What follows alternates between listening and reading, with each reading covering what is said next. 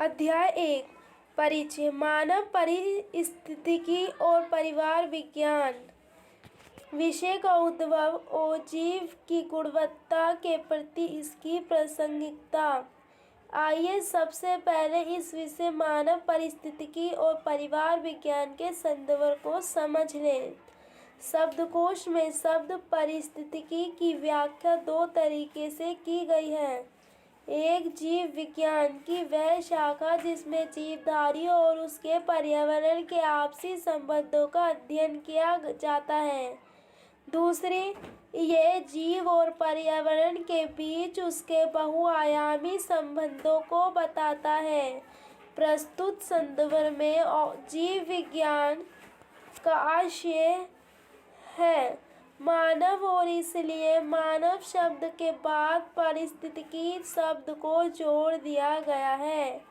इस विषय के माध्यम से आप मानव पर्यावरण के साथ उसके संबंध का अध्ययन करेंगे।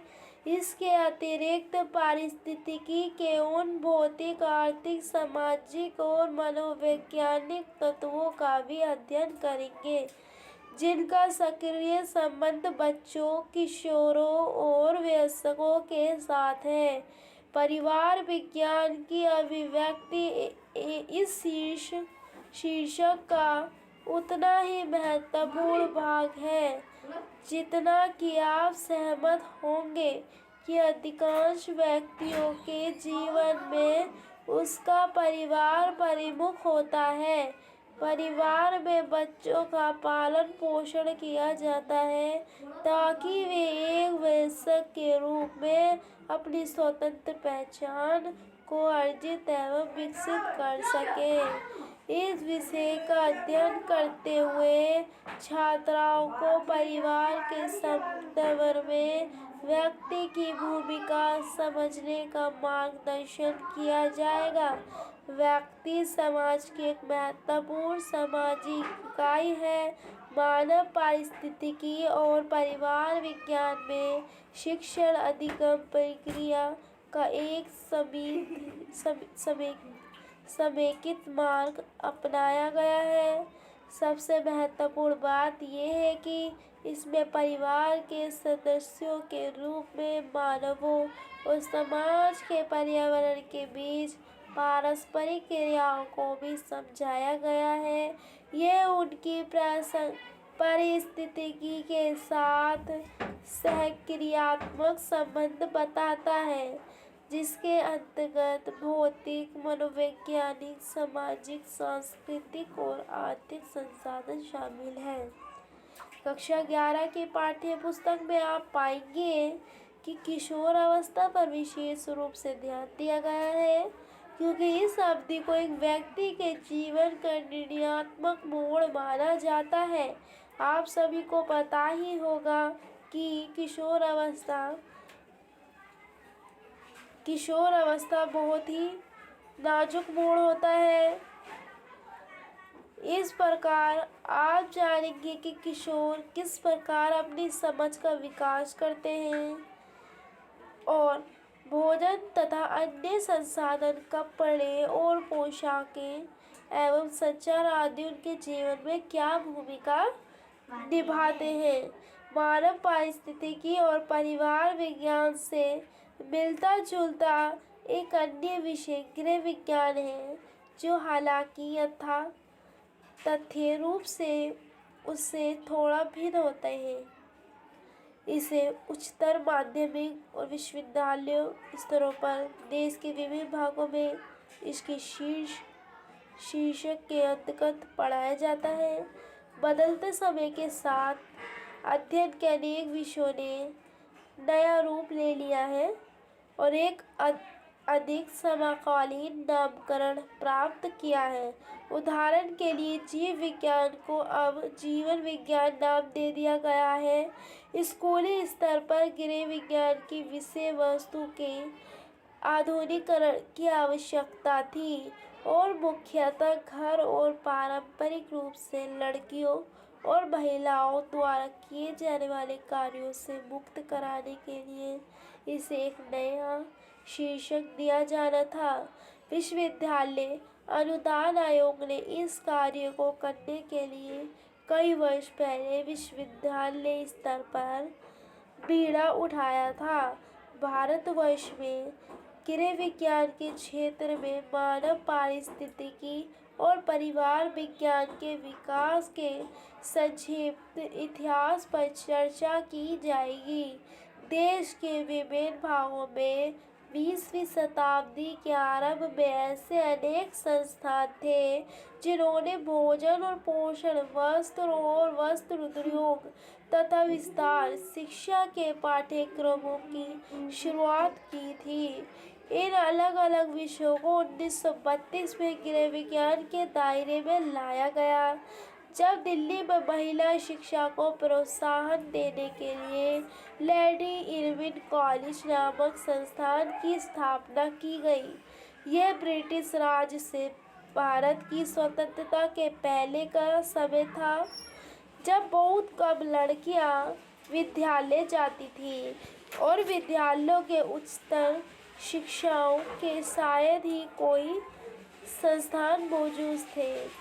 भारत की स्वतंत्रता के आंदोलन में जानी मानी महिलाएं शामिल थीं। इनमें से सरोजिनी नायडू, राजकुमारी अमृत कौर और कमला देवी चट्टोपाध्याय, जो अखिल भारतीय महिला सम्मेलन की दिग्गज मानी गई है, उन्होंने लेडी इरविन कॉलेज की संकल्पना और स्थापना की।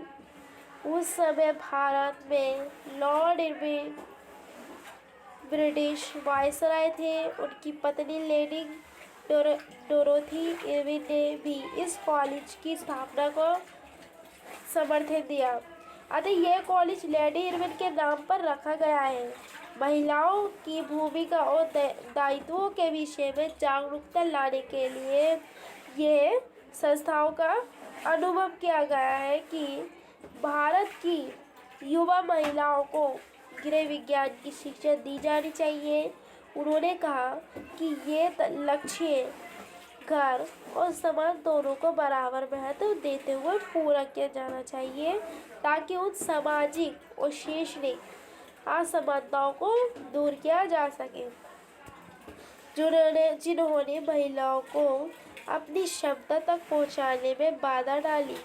इस प्रकार गृह विज्ञान एक ऐसा विषय नहीं माना गया था जो केवल घर के बारे में हो, बल्कि ये एक अंतर विषयक क्षेत्र माना गया जो छात्रों को उनके अपने जीवन तथा अन्य व्यक्तियों और परिवारों के जीवन की गुणवत्ता में सक्षम बनाए।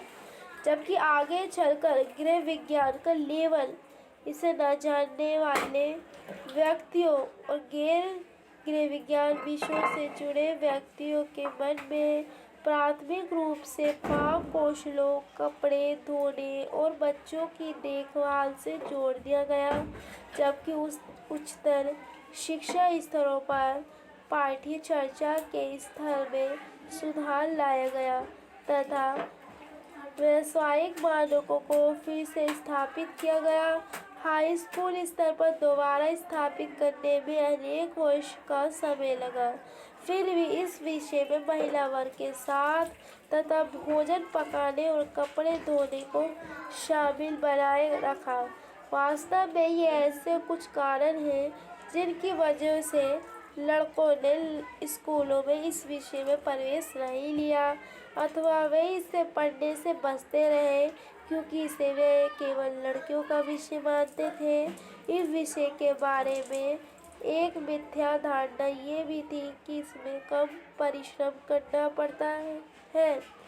वर्तमान पाठ्य चर्चा जिसने इस पाठ्य पुस्तक की तैयारी में मार्गदर्शन दिया, अपनी विषय वस्तु और उद्देश्यों में समकालीन है।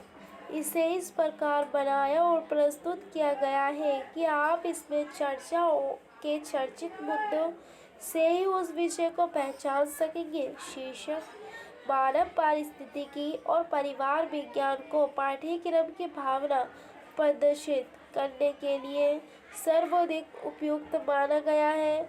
जब आप इसके अध्यायों को पढ़ेंगे तब आप अनुभव करेंगे कि इस विषय में अनेक विषय शामिल हैं। इसमें मानव विकास, भोजन और पोषण, कपड़े और पोशाकें, संचार और विस्तार तथा संसाधन प्रबंधन शामिल है।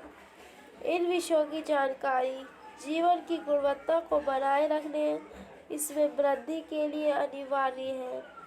चाहे आप गांव में रहते हो या एक कस्बे में हो और चाहे पुरुष हो या महिला, आशा है कि इस पाठ्य पुस्तक से युवाओं के जीवन के विषय में उन प्रश्नों के उत्तर मिलेंगे जिनका उत्तर पाना केवल परीक्षा उत्तीर्ण करने का एक माध्यम नहीं है।